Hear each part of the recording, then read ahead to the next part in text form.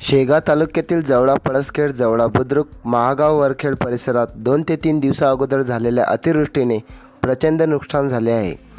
जळगाव जामोद मतदारसंघाचे पक्षनेत्या डॉक्टर स्वातीताई वाकेकर यांनी पाहणी केली.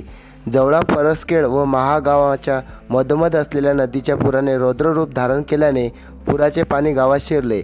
त्यामुळे शेतकरी बांधवांचे भविष्यात भरून न निघणारे नुकसान झाले आहे. अनेक घरे उद्ध्वस्त झाली, त्या घरांची पडझड झाली. काही घरात पुराचे पाणी शिरल्याने घरातील साहित्य, अन्नधान्य सर्वच वाहून गेले. तसेच शेतकऱ्यांच्या शेतातील पिकांचे प्रचंड प्रमाणात नुकसान झाले असून शेकडो एकरे जमिनी खरडून निघाल्याने शेतकरी पूर्णपणे खचून गेले आहेत. काँग्रेस नेत्या डॉक्टर स्वातीताई वाकेकर यांनी गावातल्या घराघरामध्ये जाऊन तेथील पाहणी करून शेतकरी आणि सर्वसामान्य नागरिकांना आधार दिला. त्यासोबतच संबंधित अधिकाऱ्यांना सांगून मदतीसाठी तात्काळ पंचनामे करून प्रत्येक कुटुंबाला आर्थिक मदत मिळाली पाहिजे अशी मागणी केली आहे.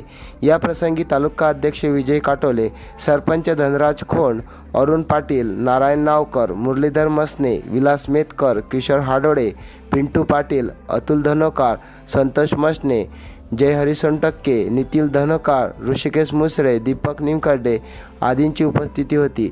जळगाव उन्नतीकरता शमीम बाप्पू